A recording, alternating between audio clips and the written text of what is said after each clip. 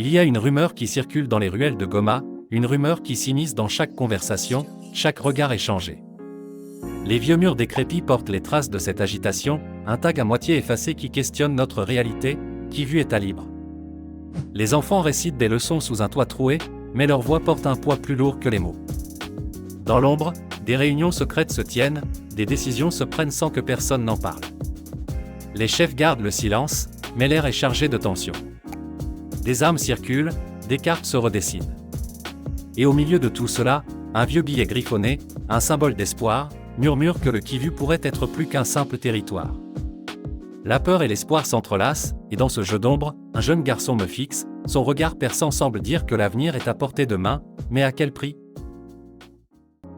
Le Kivu, c'est un territoire dévasté, un écho de souffrance et de lutte.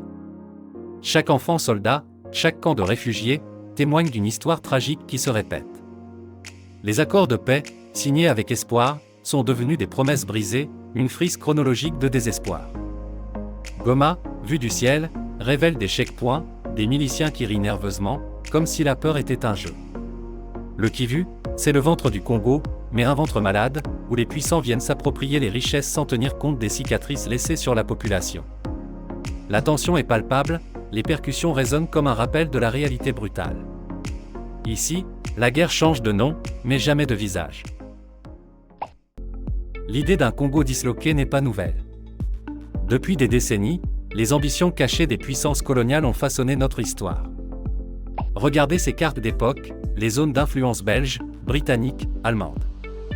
Des territoires découpés comme un gâteau, où le Katanga sécessionniste et la République de Rwenzururu en Ouganda rappellent des luttes anciennes. Ces drapeaux hybrides, symboles d'identité fragmentée, témoignent d'un passé tumultueux. Les dossiers secrets, animés sous nos yeux, révèlent des vérités dérangeantes, des documents rayés, des cachets rouges classifiés. L'Est du Congo, riche en ressources, est à nouveau convoité. Ce n'est pas seulement une question de terre, mais de pouvoir. L'histoire se répète, et les rêves de certains voisins se réveillent, prêts à s'emparer de ce qui leur échappe. Le tic-tac du temps nous rappelle que l'inaction pourrait nous coûter cher. Des armes passent, invisibles aux yeux du monde. Dans l'ombre, des discours se murmurent, des alliances se forment. Ici, dans ces collines silencieuses, l'État congolais s'efface, laissant place à d'autres puissances. Des caisses chargées, des réunions secrètes dans des maisons isolées, tout cela se déroule sous le radar. Les visages sont floutés, les véhicules banalisés, comme des fantômes dans la nuit. Je me souviens de ces zones où l'autorité a disparu. Ce n'est pas un phénomène récent, c'est une réalité qui s'est installée, insidieuse. Les documents brûlés, les cartes satellites qui révèlent des trafics, des routes minières, des bases étrangères. Tout cela témoigne d'un pouvoir qui s'organise, loin des regards indiscrets. Dans ce chaos, la guerre se prépare, et nous restons là, spectateurs d'une tragédie silencieuse.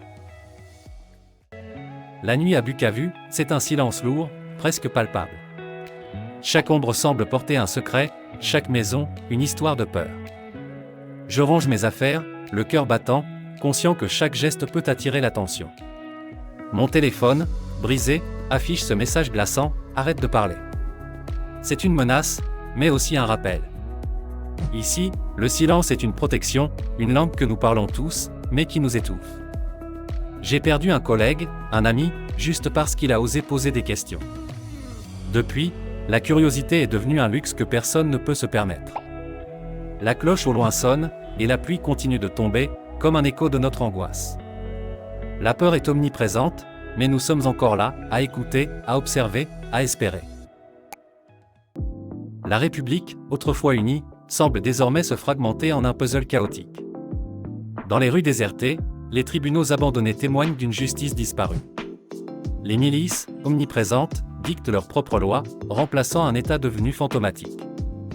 Les enfants jouent avec des douilles, innocents au milieu de ce désespoir. Ce murmure de souffrance, invisible mais omniprésent, pourrait-il se transformer en un cri de révolte ? La République du Kivu, déjà là, attend peut-être son heure.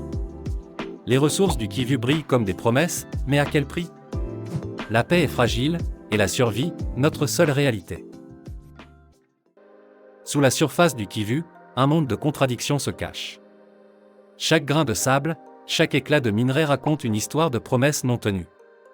L'or, Le coltan, ces trésors enfouis attirent les convoitises, mais la richesse qu'ils promettent n'a jamais atteint les mains de ceux qui vivent sur cette terre. Au lieu de prospérité, c'est la guerre qui s'est installée, alimentée par des intérêts étrangers et des conflits internes.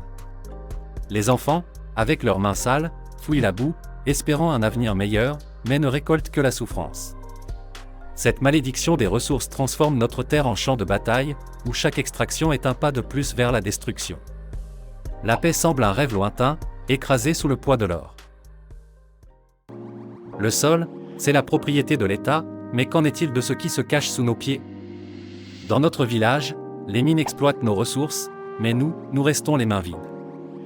Des commandants, des étrangers, des entreprises fantômes s'approprient notre richesse sans jamais nous en faire profiter. Les rapports de l'ONU révèlent des vérités troublantes, tandis que les images d'exploitation minière en zone rouge montrent la réalité de notre quotidien.